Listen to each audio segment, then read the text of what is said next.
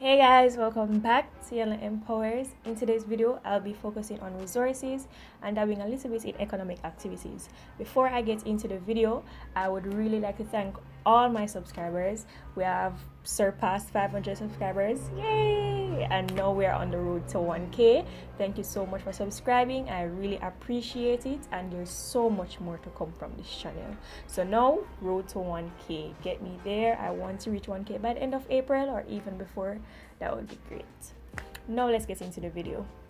Now we're going to start off the video by defining some terms. So the first term is resource. Now, what is a resource? Well, let me tell you. A resource is a source or supply from which a benefit is produced and it has some utility. So anything that you can benefit from or is of benefit to you, it is a resource. For example, suppose you're creating a package. You're going to need probably a box to put your gifts in or the stuff in. That box is your resource. It's benefiting you, so you have something to put the package in. So that's simply what a resource in general terms is. Now we're going to go a little bit specific and we're going to focus on natural resources. Now, what is a natural resource? Well, a natural resource, as the term natural suggests, is found in nature and can be used by people. Earth's natural resources include light, air, water, animals, soil, stone, minerals, and fossil fuels. So these are found in nature, does not have any human interference. They occur naturally, and that's what a natural resource is, as with the examples that I stated. Now, natural resources are broken down into two categories: renewable and non-renewable. So even though natural resources coming from nature can be used by people, but people doesn't have anything to do with how it's created, it's also broken down into two categories. Now let's just look at this picture that I inserted here. So we have earth in the center and we have some things. What's that word now? There's this word that I want to use. Let's say there's some things attached to earth, all right? And we have water, gas, plants, soil, sun, the minerals, the rocks, the oil, the air, and the animals. And then this is going to be split into two categories. Now let's talk about renewable. Now, many of the natural resources that people need to survive are renewable. Renewable resources such as sunlight, water, and air cannot be used up. Plants and animals are also renewable resources. Normal living things replace themselves through reproduction. Now, renewable resources just means replenishable, everlasting. It's always going to be there. Now, let's look at the examples that were given. Sunlight. We always have sunlight. We can know that from 6 a.m. to 6 p.m. we will have sunlight. At 12 p.m. it's going to be more sunlight than at probably 5 p.m. but sunlight is always in abundance. And when we're having night, somewhere across the globe is having sunlight. So it is everlasting. It's always going to be there. It cannot be used up.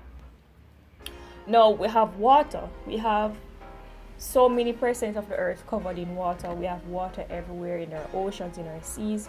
Water is always replenishing itself, therefore cannot be used up. It is renewable. Or air that we breathe. We have it around us, it's surrounding us. It cannot be used up. There cannot be one person taking up too much air, right? So it is renewable.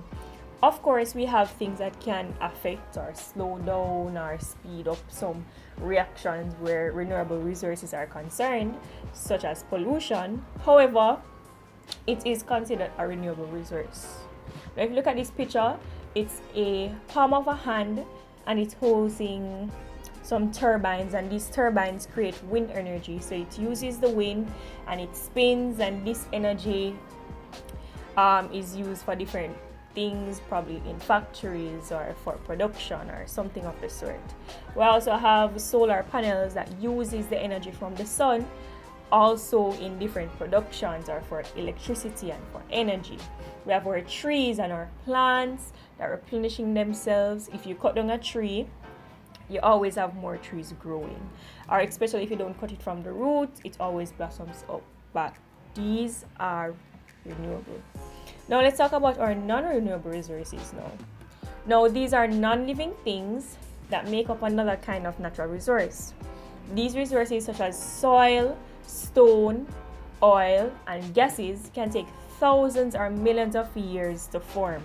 They are considered non-renewable because people use them faster than they can form. So, non-renewable doesn't mean that it's one and go. It actually means that you can use it up.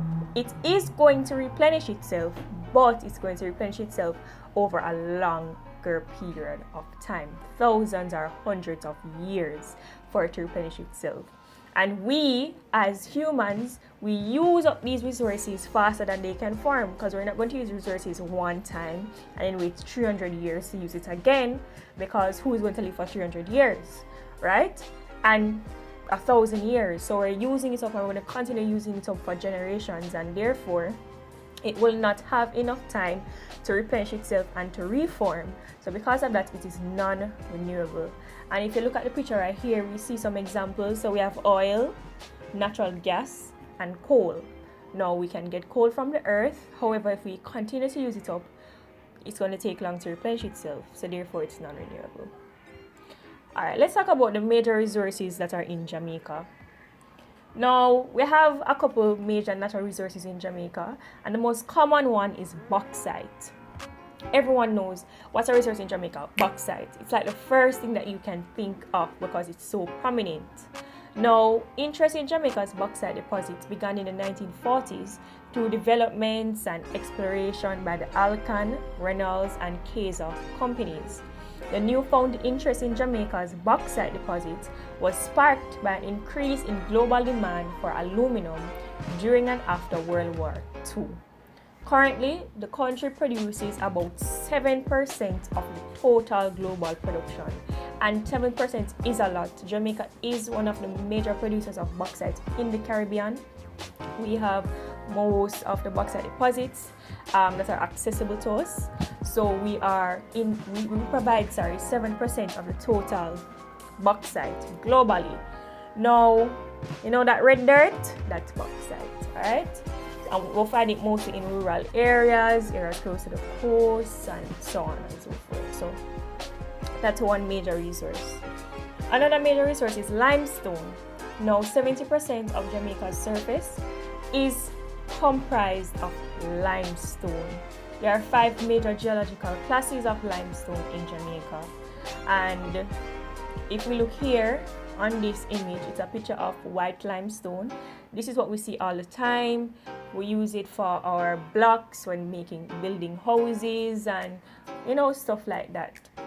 And the process of acquiring limestone is called quarrying.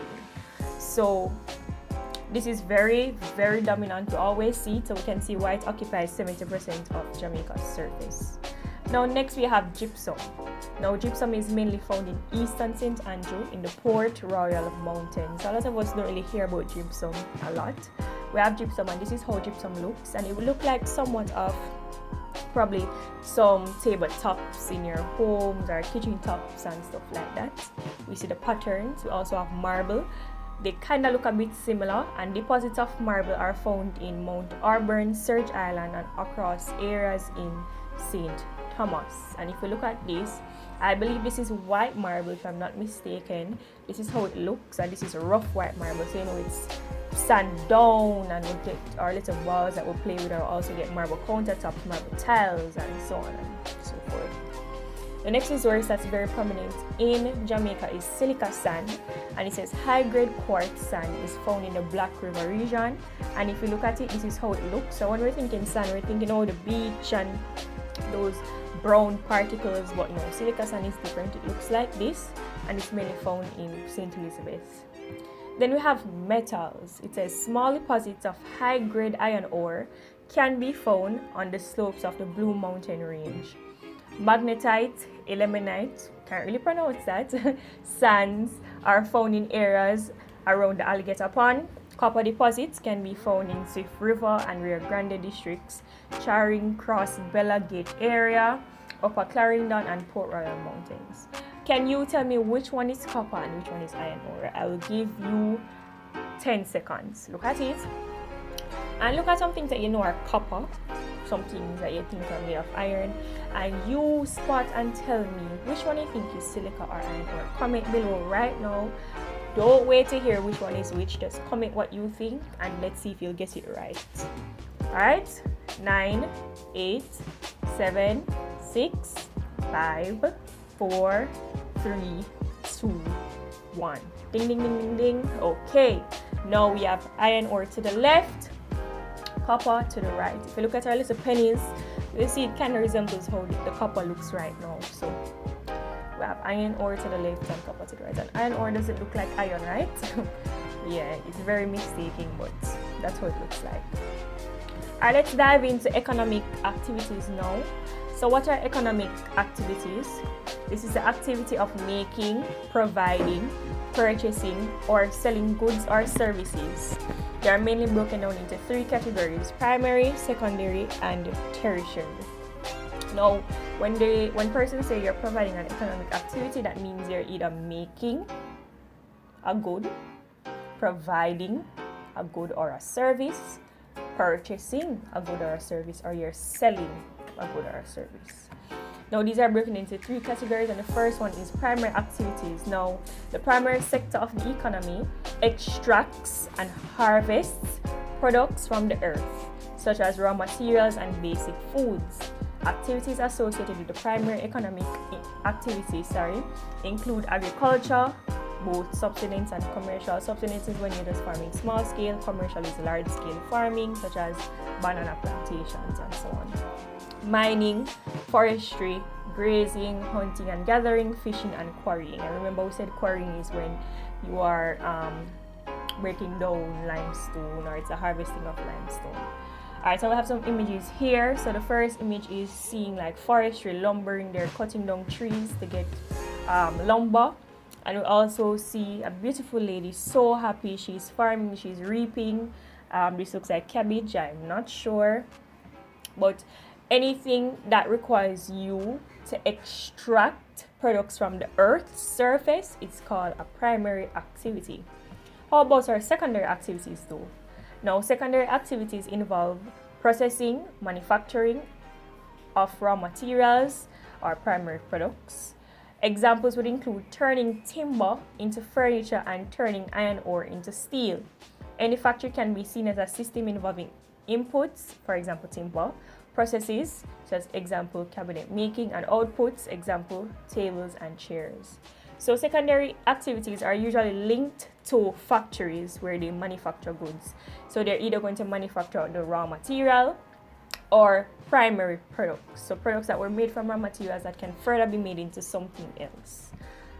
Alright, now it says that, for example, timber, which I say lumber, which we saw in the picture for our primary activities, turning into furniture. So we know that some of our cabinets or some of our chest of drawers and so on are made of timber. Of course, a lot more processes go into it, but essentially that raw material is turned into furniture.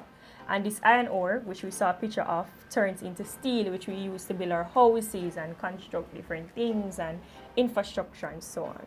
So that's, what the secondary activity or secondary economy is based on. Finally, we have our tertiary activities.